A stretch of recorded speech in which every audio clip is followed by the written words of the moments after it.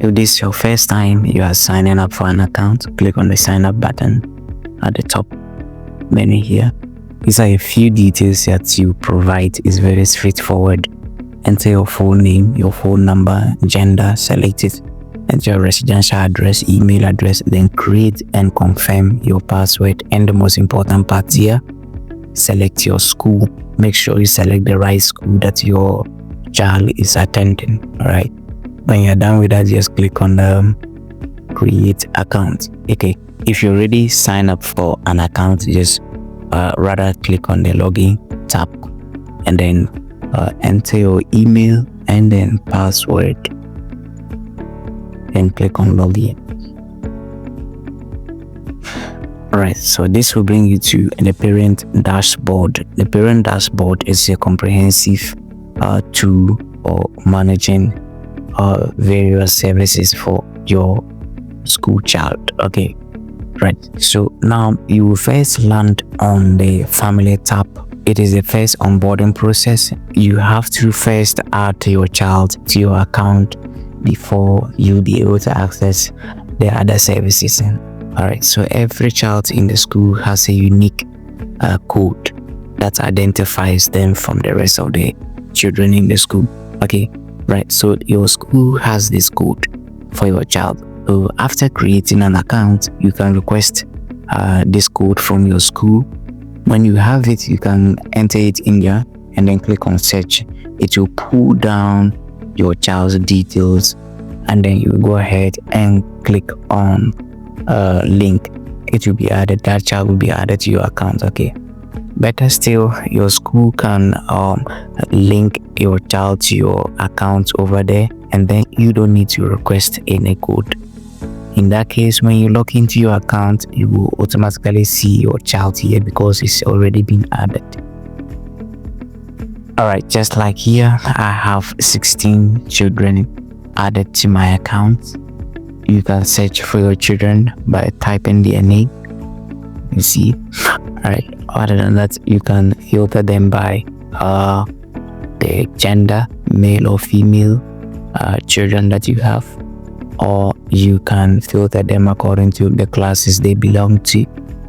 Alright, now every child has a profile, but you can see more details about them. So click on the view records button next to any student. So let's choose this student and click on it. Now it will bring you to the child's profile. Here you have the details of the class that they belong to. It's a male student, the location, the date of birth, and the parents that are linked to this child.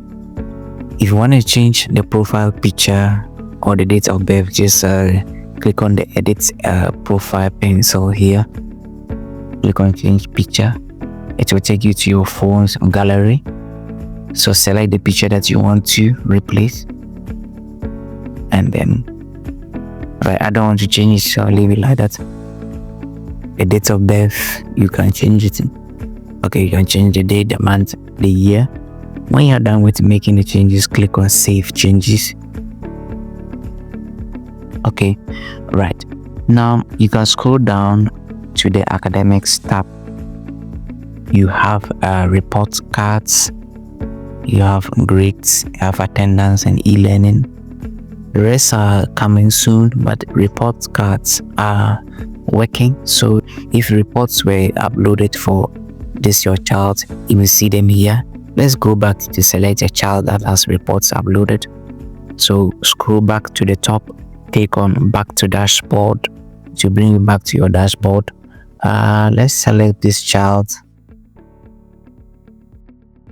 I think this child has reports uploaded. Okay, you can see term 1 report cards uploaded. So now you can view the reports and download it to your phone. Okay, you click on view reports. It's going to open within the browser, then you can go through it. Okay, right, let's go back. In case you want to download it, you just click on the download button and then it's going to be downloaded onto your device. All right, go back again and click on back to dashboard. All right, so that's all about the family tab. you add your children to your account, and then you can now pay school fees, other canteen, passing, school items, and also see their academics. Okay, now let's move over to the school fees tab. That is next to the family tab. Click on it. Yeah, so once this open, you will see two tabs here: outstanding fees and payment history. All right, so the outstanding fees, you will see the fees that are assigned to your children that you are yet to pay. So you can see Julius Sams, when you click on it, it's term 1 vacation dues. That's the name. I think the total was 50 cedis. The amount paid was 49 Ghana cedis, 80 pesos, and then the balance is 20 pesos. Okay, right, so you can pay for this your child Julius Sams outstanding fees here within the app. So you just see the make payment button, blue button down there against every fees. Click on it. All the details of the fees will be there. Outstanding balance is 20 pesos.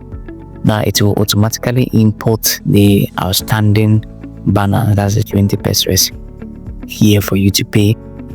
If you cannot pay once and you want to pay some amount, you can enter your own amount that you want to pay. Let's say 10 pesos here to allow you to pay. Okay, but we're going to pay all the 20 pesos. Okay, all right, so click on the pay 20 pesos. It will take you to the payment portal.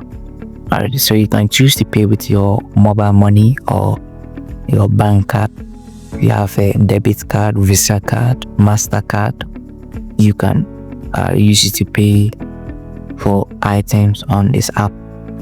Okay, I'm going to pay with my mobile money, so I'll click on Momo. Enter your mobile money number. You can pay with Telecel Ghana, MTN, and AT. Okay, right, so click on confirm. All right, it will send you a prompt on your mobile money, so enter your Momo pin and click on send. Okay, you can see the payment was successful.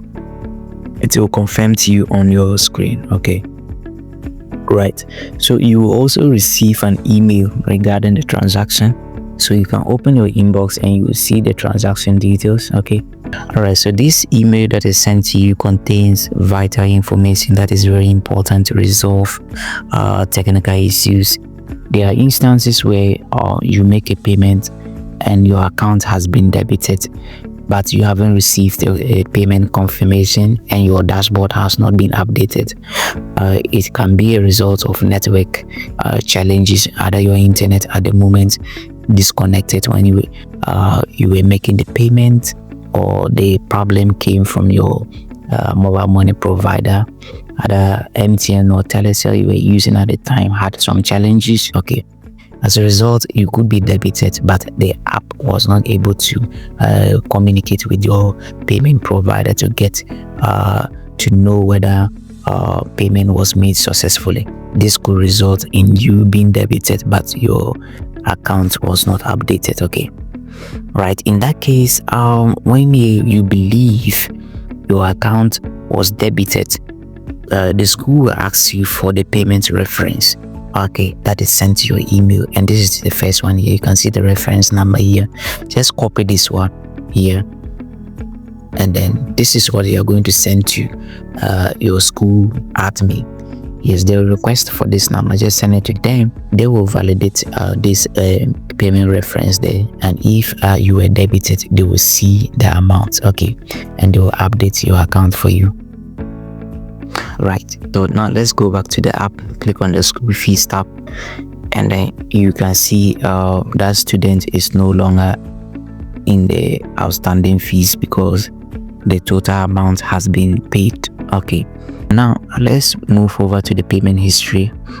This is where the records of all your payment or your transactions has been made with the system. Okay, right, so these are all previous fees that you paid and then you can print the receipts here.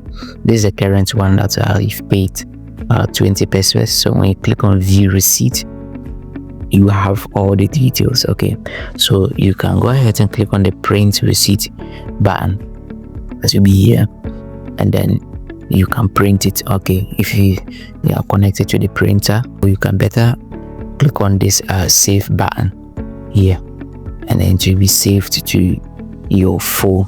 Okay, there's a name, so you can change the name, you can type the name that you want, and then click on save. It's going to be saved onto your phone. Okay, right, so let's go back. Okay, that is it for the school fees. So the next time we are moving on to the canteen. Okay,